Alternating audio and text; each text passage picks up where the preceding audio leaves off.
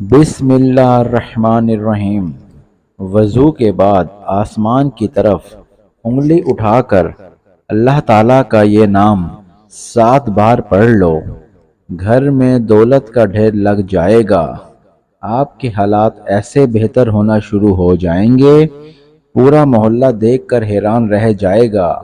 تو محترم ناظرین، وضو کے بعد آسمان کی طرف انگلی اٹھا کر اللہ پاک کا یہ اسم مبارک پڑھ لو، پھر دیکھیں اللہ تعالیٰ اتنا رزق دیں گے کہ 7 نسلوں تک بھی ختم نہیں ہوگا۔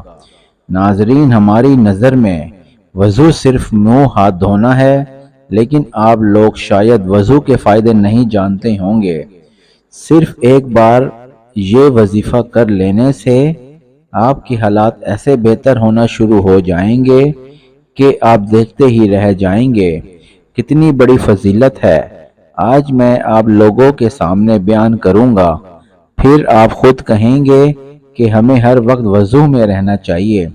تو ناظرین، وضو کرنے کے بعد ایسا وظیفہ بھی بتائیں گے، اگر وہ وظیفہ آپ کر لیں، یعنی جو شخص وضو کے بعد اس وظیفے کو کرتا ہے، اس کی پوری زندگی بدل جائے گی۔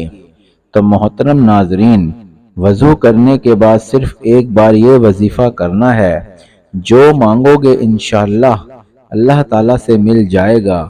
حضرت ابو ہریرہ رضی اللہ عنہ سے مروی ہے کہ حضور پاک صلی اللہ علیہ وآلہ وسلم نے فرمایا، جب کوئی مومن وضو کرتا ہے اور جس وقت چہرہ ہوتا ہے، تو جیسے ہی چہرے سے پانی گرتا ہے یا پانی کا آخری قطرہ گرتا ہے، اس کے گناہ جھڑ جاتے ہیں۔ اس نے اپنی آنکھوں سے کیے تھے۔ جب وہ ہاتھ دھوتا ہے، جیسے ہی پانی سے پانی کے قطرے گرتے ہیں یا پانی کا آخری قطرہ گرتا ہے، اس کے وہ گناہ جھڑ جاتے ہیں جو اس نے ہاتھوں سے کیے تھے۔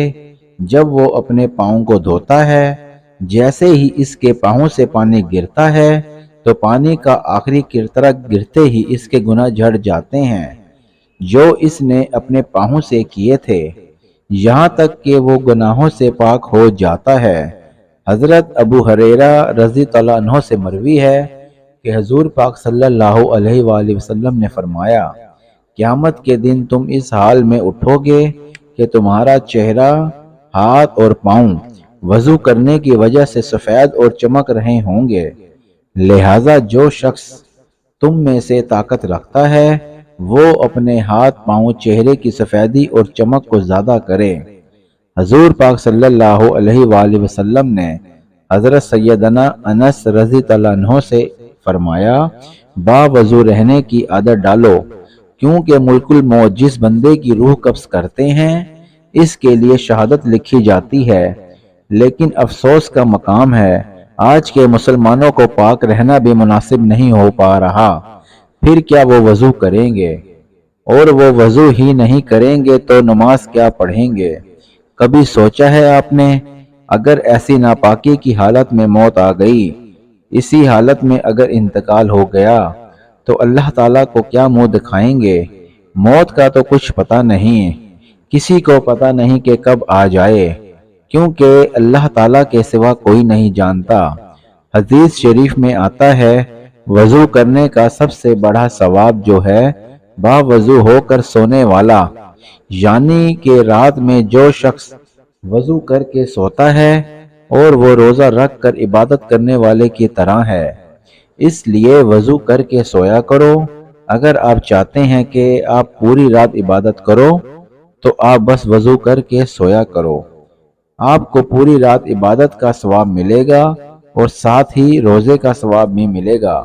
نبی اکرم صلی اللہ علیہ وآلہ وسلم نے فرمایا کہ نماز جنت کی کنجی ہے اور نماز کی کنجی طہارت ہے۔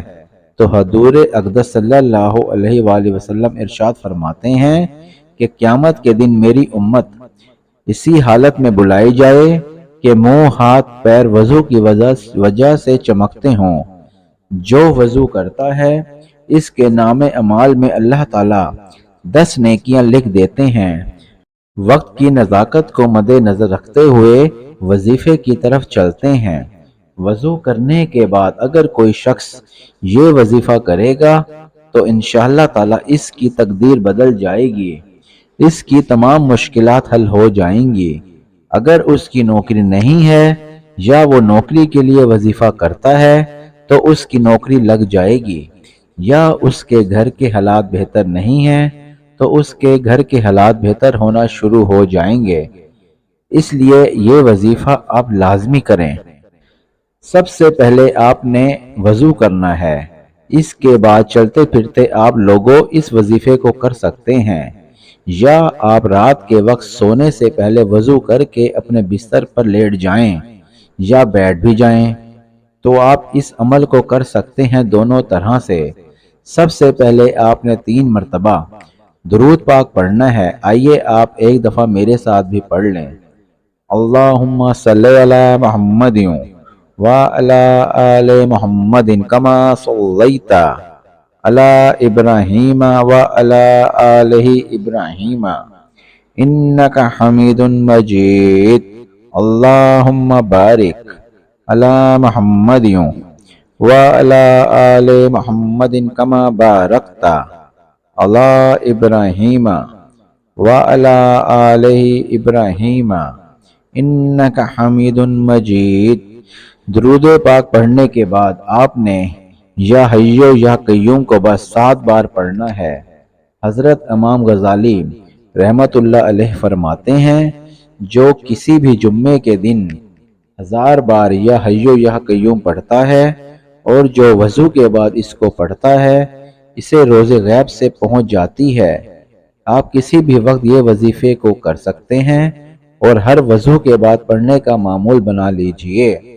انشاءاللہ اس عمل کی برکت سے آپ کو اللہ تعالیٰ اتنا رزق عطا کریں گے کہ آپ کو کبھی بھی رزق کی تنگی کا سامنا کرنا نہیں پڑے گا۔ یہ 2 نام اللہ کے صفاتی نام ہیں، یا حیو یا قیوم۔ یا حیو کا معنی ہے جو ہمیشہ زندہ رہنے والا۔ اب ہمیشہ کوئی بھی زندہ نہیں رہتا دنیا میں سوائے اللہ پاک کے۔ ہمیشہ کے لیے اگر نہ ہوتا تو حضور پاک صلی اللہ علیہ وآلہ وسلم رہتے، تو یہ صرف اللہ کی ہے۔